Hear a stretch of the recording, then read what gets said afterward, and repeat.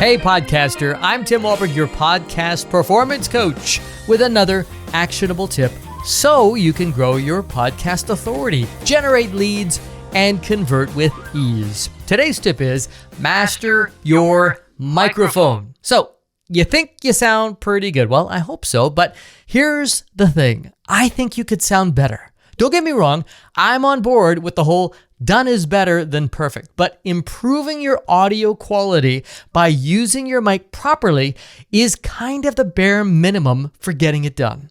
I once hit the streets to ask podcast listeners what would actually make them stop listening to a podcast. And the top two reasons were wasting their time with drivel and poor audio quality. That's what I'm talking about today. Here's why. Your listener is probably listening while they are doing something else. Just like you perhaps right now, washing the dishes, walking the dog, commuting, whatever it is.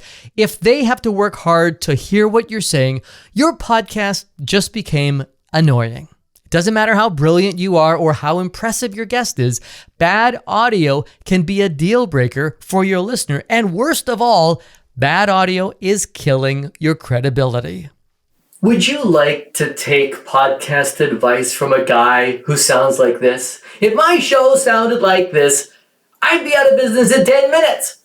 Don't sound like this. If you sound like this, you sound like shit. In this episode, I'm going to share the top 5 ways podcasters are blowing it with their mics and what you can do about it. So let's get you using your mic right and sounding more like a pro. Mistake number 1. Using a Bluetooth or wireless mic. This is never a good idea. It's not for recording a professional sounding podcast. It's just not. Full stop. No debate. It's not. Having said that, you don't need a fancy, high-priced microphone to deliver quality audio. You're not recording an album here. All we're going for is simple, clean clarity. And an $80 dynamic USB mic is all you need. For podcasting, a dynamic mic is more forgiving than a condenser mic, which picks up everything in the room. I recommend starting with a Samsung, that's Samsung, not Samsung, Samsung Q2U, or its exact equivalent, the microphone I've been talking about for years, the Audio-Technica ATR 2100. They are solid dynamic microphone choices. I'll put the link in the show notes. You'd be surprised at how many podcast veterans are still using this mic. The key here is that they are wired into your recording device. And by the way, I'm going to put a whole bunch of links in the show notes of this episode, number 194. It's pretty much a masterclass on how to get the most from your mic and some of the mics I recommend. So check out the show notes. Okay, number 1, remember, no wireless mics. Mistake number 2, using your microphone incorrectly. Different microphones require different techniques. Let's break this down. You have to know what kind of mic you have. You wouldn't talk into the Yeti microphone the same way you would talk into an ATR 2100. Do some homework on how your microphone should be used. Go to YouTube, punch in the model and the word review to see how it should be used. It's worth it. Mic placement is so important. It was literally the very first episode I released. Episode number 1, no fooling. But don't go back and listen to it because it was my first episode and it was more than 7 years ago. So I'm totally embarrassed and I don't want you to listen to it. But if you want to, you can listen to it. I also have some YouTube videos where you can look at my gorgeous face. I'm just warning you, it's very distracting. I'm very beautiful. Mistake number 3, not using a pop filter or pop screen. Those plosives and breathiness can be a real showstopper. I really want you to think about your listener here.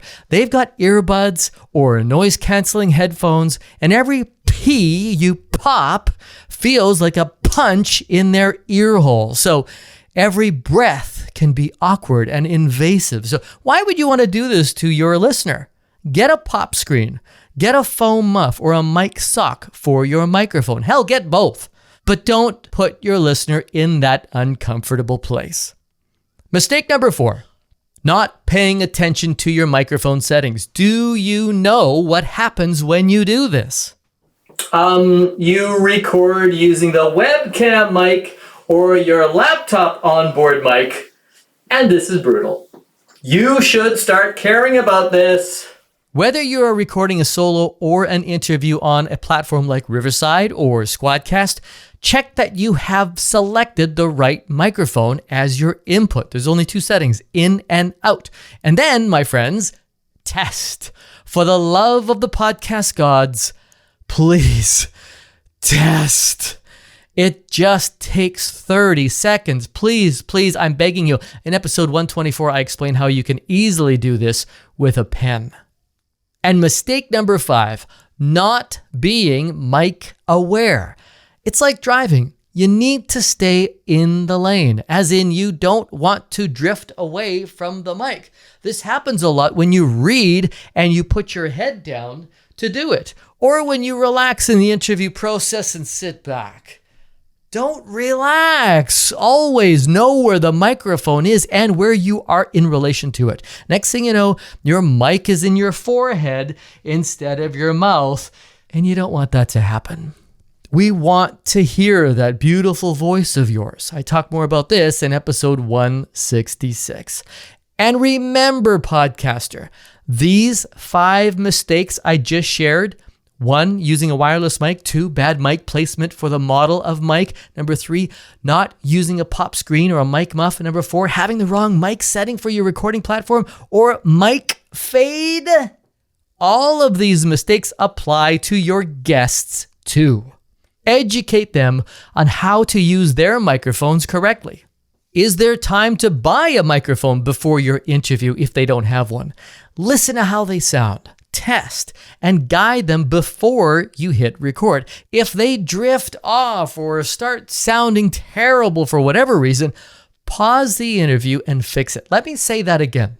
Stop the interview and fix their audio. You don't have to press stop on your recorder, but you can just say, hey, I want to just pause here for a second. Let me do a quick reposition because you're starting to fade away from that mic, and I don't want my listener to miss anything that you say. Reposition, reset, then carry on. Do your listeners a favor and care about their listening experience. It will make you sound better and vastly increase the chances that they become fans and customers. Your authority and credibility is on the line. So make sure you have the right mic.